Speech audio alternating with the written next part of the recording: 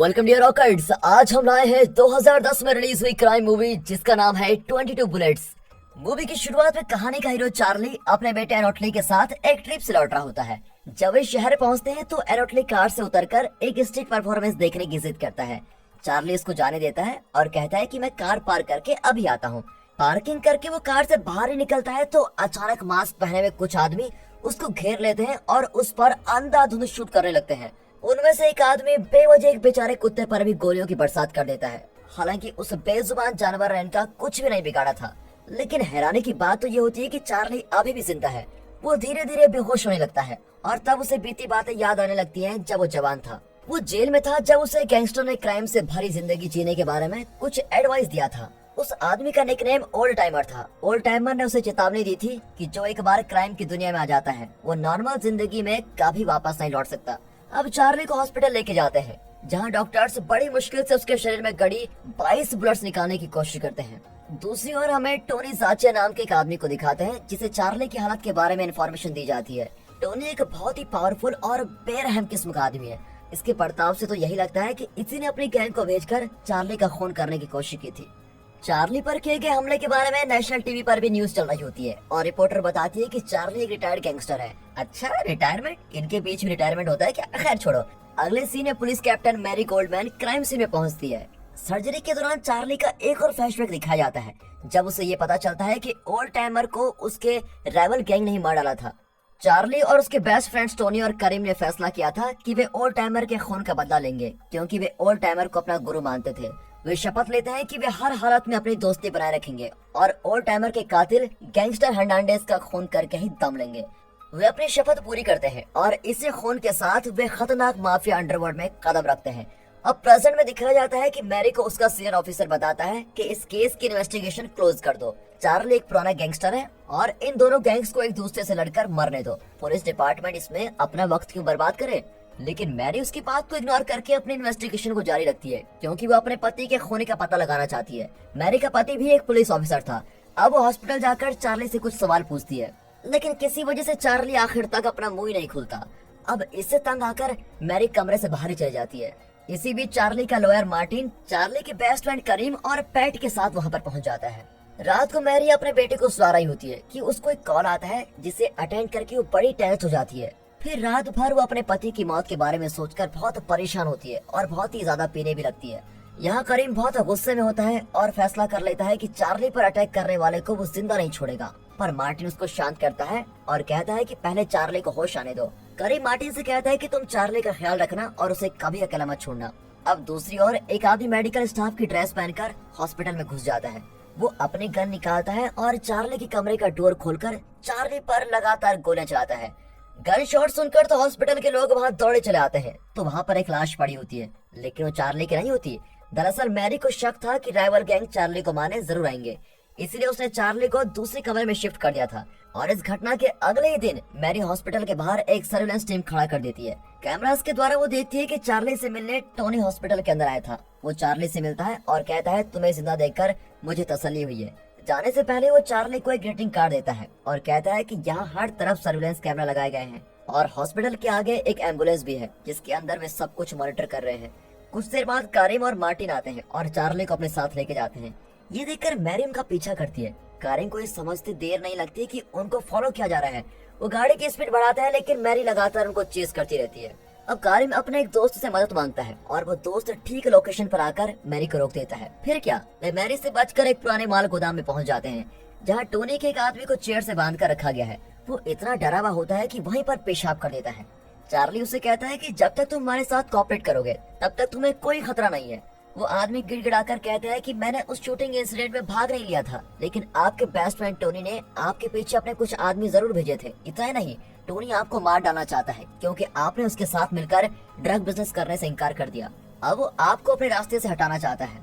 ये सुनकर चार्ली बहुत कंफ्यूज होता है। तब कारिम कहता है कि तुम जल्द से जल्द टोनी को खत्म कर दो लेकिन चार्ली की कुछ समझ में नहीं आता। टोनी उसका बेस्ट फ्रेंड है और उससे वो पुराने दिन याद आते हैं जब उन्होंने शपथ ली थी कि उनकी दोस्ती कभी नहीं टूटेगी। इसके आगे करीम कुछ नहीं कह पाता और मार्टिन चार्ली को उसके घर लेके आता है। उसकी फैमिली बड़े प्यार से उसका स्वागत करती है। करीम भी अपने परिवार के पास लौट जाता है। उस रात जब वो अपने अपार्टमेंट से बाहर निकलता है तो टोनी के आदमी उसको किडनैप करके लेके जाते हैं। फिर पता चलता है कि कारिम को किडनैप करने का आइडिया उसी आदमी ने दिया था जिसे कारिम ने माल गोदाम में बंद करके रखा हुआ था। उस आदमी को लगा कि अगर उसका प्लान काम कर गया तो उसका बॉस टोनी बहुत ही खुश होकर उसको इनाम देगा, लेकिन इनाम तो दूर, टोनी ठीक उसके माथे पर शूट करके वहीं मार डालता है। फिर वो कारिम के फ्रेंड्स को वार्निंग देने के लिए उसकी एक उंगली काटकर उसकी फैमिली को भेजते हैं। यह चार्ली अपना कोई काम कर रहा होता है और अचानक कारिम की मौत की खबर सुनकर वो बिल्कुल टूट जाता है। वो कारिम के फ्यूनरल पर जाता है तो उसकी फैमिली का दुख उससे देखा नहीं जाता। अब उसका दिमाग गुस्से में है और आवेश से भरा हुआ है और उसके अंदर बदले की आग दौड़ रही है। फिर अपना रिवेंज मिशन शुरू करने से पहले वो पैट की मदद से अपनी फैमिली को किसी सेफ जगह पर शिफ्ट कर देता है। यहाँ टोनी के आदमी धूमधाम से शानदार डिनर कर रहे होते हैं। उनको देखकर लगता नहीं कि पिछली रात को उन्होंने एक आदमी को टॉर्चर करके मार डाला था, लेकिन उनकी पार्टी खराब करने के लिए चार्ली जल्दी वहाँ पहुँच जाता है। वे सब अपने गन को सरेंडर कर देते हैं। अब वे निहत्थे होते हैं और चार्ली कहता है कि मैं तुम्हें एक लास्ट चांस देता हूँ, अपनी फैमिलीज को गुड बाय बोल दो क्योंकि जल्दी तुम सब मरने वाले हो। तभी उनकी नजर एक आदमी की वॉच पर पड़ती है और उसे याद आता है कि एक शूटर ने यही वॉच पहनी हुई थी, इसीलिए वो उस आदमी को शूट कर देता है। अब बाकियों को एहसास होता है कि इस पुराने गैंगस्टर से पंगा लेकर उन्होंने बहुत बड़ी गलती कर दी। फिर उनकी डर का फायदा उठाकर चार्ली बिना अड़चन के वहाँ से बाहर निकल जाता है। अगले दिन टोनी की गैंग का एक आदमी अपने साथी की कब्र पर फूल रखने जाता है। तब चार्ली वहाँ पर आ जाता है और देखते देखते उसको भी शूट कर देता है। अब टोनी रियलाइज करता है कि चार्ली खून का प्यासा हो गया है। वो चार्ली की फैमिली पर अटैक करने के लिए अपने आदमी उसके घर भेज देता है, लेकिन वहाँ कोई नहीं होता। उसके आदमी वहाँ तोड़फोड़ मचाकर घर लौटाते हैं। चार्ली शहर के किसी दूसरे हिस्से में अपनी बिल्ली के साथ चिल कर रहा होता है। चार्ली का लॉयर मार्टिन उसके घर जाता है और उसको तहस नहस देखकर चार्ली को इन्फॉर्म कर देता है, लेकिन वो नहीं जानता कि टोनी का एक आदमी उसको फॉलो कर रहा है और जल्दी टोनी के आदमी इन दोनों को घेर लेते हैं। अब गैंगस्टर चार्ली मार्टिन को बच निकलने को कहता है और खुद टोनी की गैंग को रोकने की कोशिश करता है। टोनी का एक आदमी मार्टिन को गन पॉइंट पर रोक देता है। आखिर चार्ली एक मोटरसाइकिल में बचकर निकल ही जाता है, लेकिन टोनी की गैंग उसको लगातार चेस करती है। आखिर में वो एक पुलिस कार से टकराकर गिर जाता है। पुलिस कार से टकराने के जुर्म में उसको अरेस्ट किया जाता है और वो फिर एक बार कैप्टन मैरी के पास पहुंच जाता है। अब इंटेरोगेशन रूम में मैरी उसको एक चौंका देने वाली इन्फॉर्मेशन बताती है। वो ये कि पार्किंग लॉट में जब उस गैंग ने चार्ली को शूट किया था तो वहाँ की दीवारों पर कई गोलियां लगी हुई थी। इसका मतलब यह है कि 5 शूटर्स में से एक चार्ली को नहीं मारना चाहता था और उसने जानबूझकर दीवार पर गोले चलाई। फिलहाल मैरी फैसला करती है कि वो चार्ली पर केस नहीं करेगी क्योंकि उसे यकीन है कि टोनी ने ही उसके पति का खून किया है। उस रात टोनी अपनी बेटी की शादी में खुशी मना रहा होता है, लेकिन वो नहीं जानता कि चार्ली ठीक उसके घर के बाहर है और उसने टोनी के एक आदमी को पकड़ भी लिया है। उस आदमी को खत्म करने से पहले वो टोनी के सारे ड्रग्स ट्रांजैक्शन की डिटेल्स को कलेक्ट कर लेता है और जब टोनी को ये पता चलता है तो वो अपना गुस्सा कंट्रोल नहीं कर पाता। वो सेलिब्रेशन को छोड़कर तुरंत अपने ड्रग लैब में पहुंचता है और गुस्से में वहाँ की हर चीज तोड़ देता है। वो अब और सब्र नहीं कर पाता और अपने गैंग से कहता है कि मुझे चार्ली चाहिए, जिंदा या मुर्दा कैसे भी। अगले दिन पैट चार्ली के बेटे एनोटली और बेटी इवा को स्कूल से पिकअप करने जाती है। सब कुछ ठीक चल रहा होता है कि अचानक उनकी कार के पास एक वैन आती है। उसमें से कुछ आदमी कार के शीशे को तोड़ देते हैं और एनोटली और इवा को किडनैप करके लेके जाते हैं।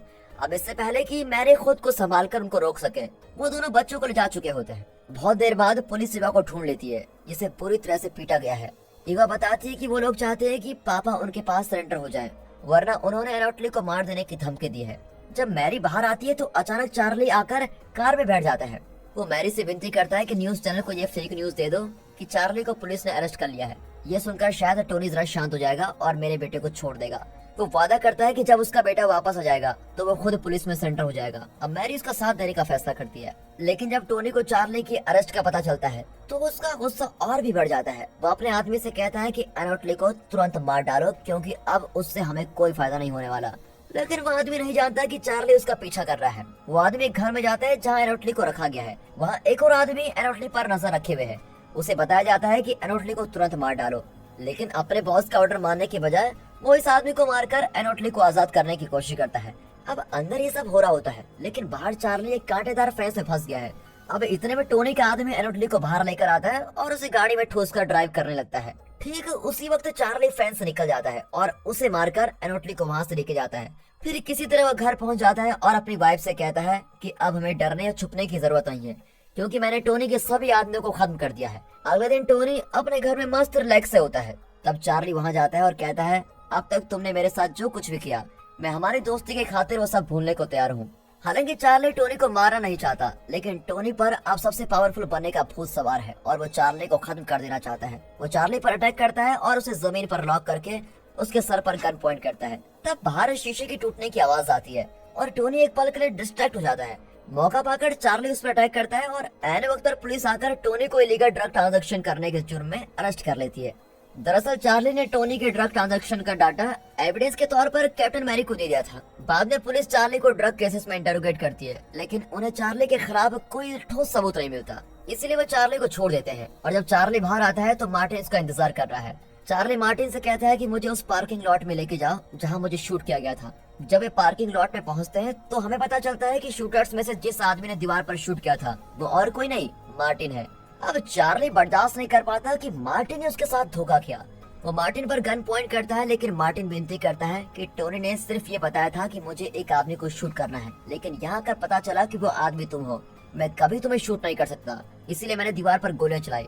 मार्टिन ने चार्ली के लिए जो किया था उसके बदले में चार्ली शब्दों में थैंक यू कहने के बजाय दीवार पर कुछ बुलेट्स फायर करता है। फिर वो उसका हाथ पकड़ता है और दोनों गले मिलते हैं। आखिरी सीन में दिखाते हैं कि चार्ली, उसकी वाइफ और बच्चे बीच में सनसेट को एंजॉय कर रहे हैं। और दोस्तों इसी के साथ ही मूवी यहाँ पर खत्म होती है।